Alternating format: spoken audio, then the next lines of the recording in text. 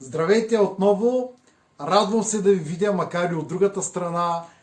И съм безкрайно щастлив днес, защото започвам чисто нова серия от видеа, свързани с Life Balance Contact. Това е най-новия уред на компанията Business Process Technology и в следващите няколко видеа ще ви покажа за какво може да се използва и как точно да се използва той в домашни условия. Много важно!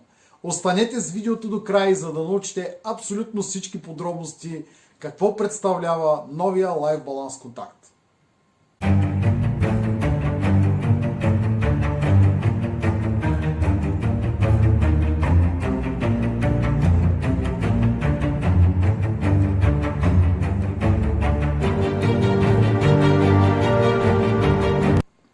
И така, ето ме отново, отварям кутийката.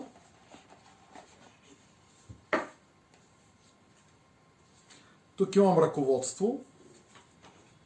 На мен не ми е необходимо в момента. Ето така изглежда, ето така в кутийката, изглежда новия Life Balance Contact. Много е стилен, изключително стилен. Толкова прецизно е обработен всеки детайл, че тук има зарязано за копчето за включване. Ето вижте, червеничко е. Така че като го прибирате, внимавайте да не го обърнете, защото ще се чудите защо той непрекъснато се включва. По подобие на останалите уреди на компанията Business Process Technology, той се включва като се натиска ето така копчето и се задържа. Издава звук. И ето виждате, той вече е включен. И съответно ни информира. Този уред, за разлика от Life Balance 2.1, е за корекция на организма, но екзогенно и ендогенно, т.е. и вътрешно и външно, и това е контактен уред. Щом е контактен уред, е логично да има начин, с който да се закрепи за нашето тяло. Ето тук в комплекта има още допълнителни неща, сега ще ги разгледаме. Първото, което в момента няма да ни трябва, е кабел за зареждане. Ето така изглежда. Това, което искам да ви обърна внимание, е, че тук няма щепсел. Така че вие трябва да използвате този, който ви е за вашия Life Balance 2 в 1. Т.е. няма щепсел, който се пъхне в контакта.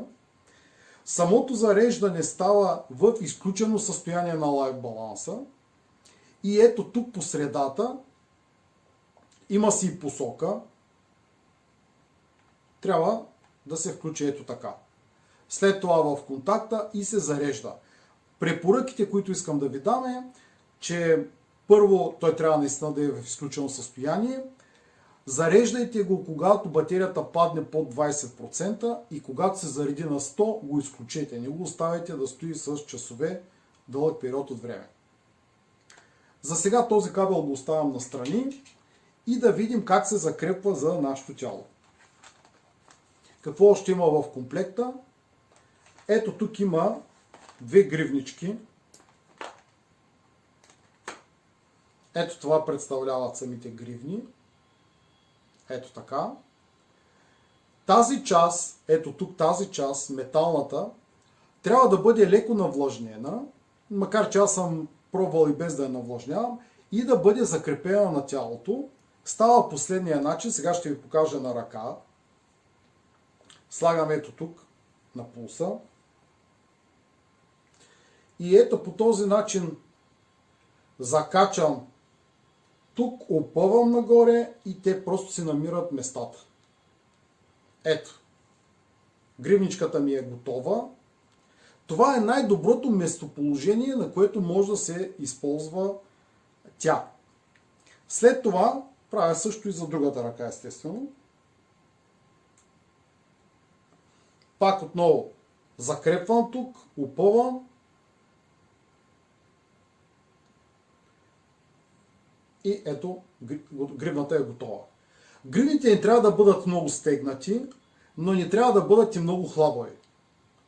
Лично за мъжка ръка може би трябва да бъдат на 3 Изключи се устройството. Ето така на 3. Мога да си пъкна пръста, за да не ми е толкова стегнато. Аз малко по-стегнато ви сложих. За нормална мъжка ръка има мъже и с по-дебели ръце. Дамите естествено са с по-тънки. Ето така. Но да не е прекалено хлабаво. Ето аз съм готов.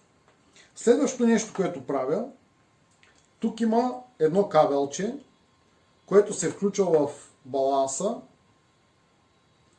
И ето тук две ето такива, не знам как да ги нарека дори, които обаче трябва да се сложат ето тук. Щракват се по този начин. Няма значение на коя ръка ще отиде. Малко ги оплетох.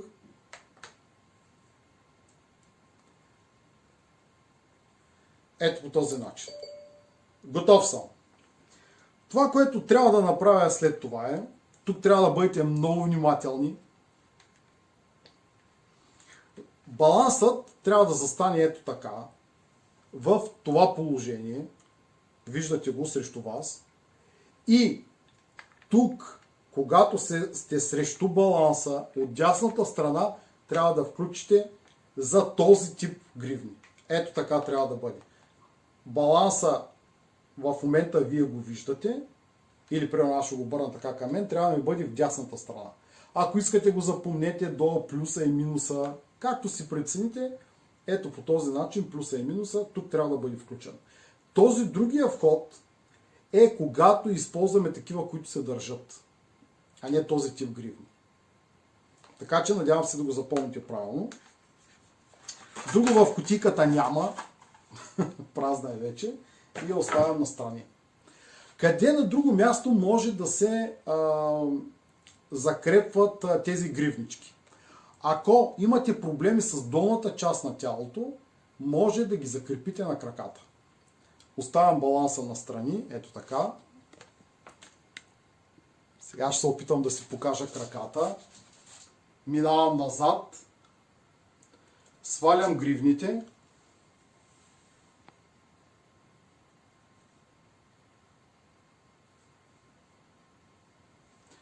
И слагам на краката. Разбира се, за по-дебели крака може и да не се случи това. Макар че самите гривни добре се разтягат. Ето тази не можах да я закрепя добре.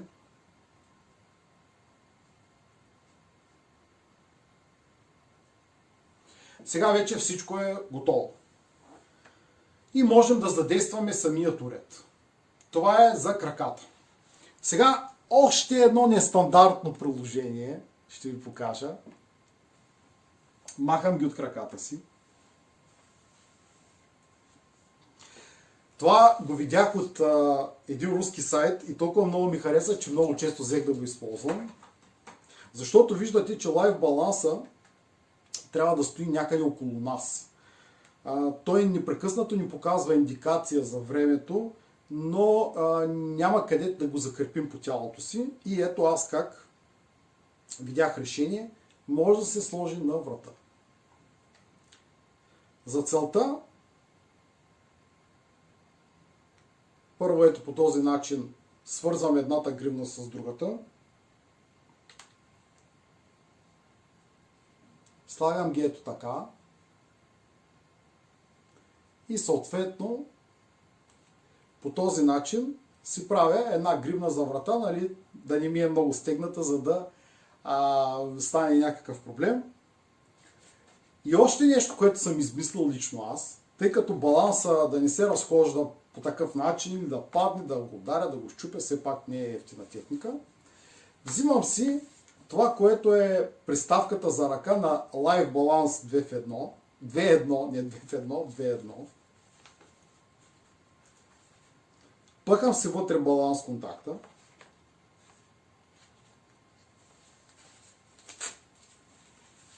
Слагам си го на ръката.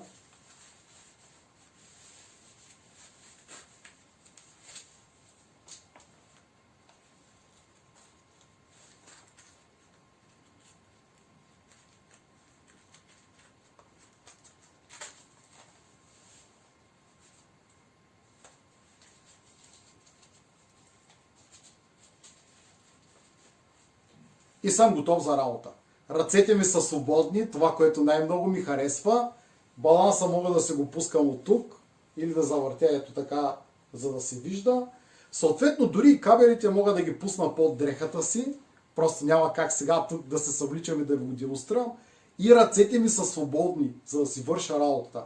Това за мен беше най-голямото неудобство при използването на Live Balance Contact, защото докато не намерих този метод, аз нямаше как да го използвам и да върша нещо друго.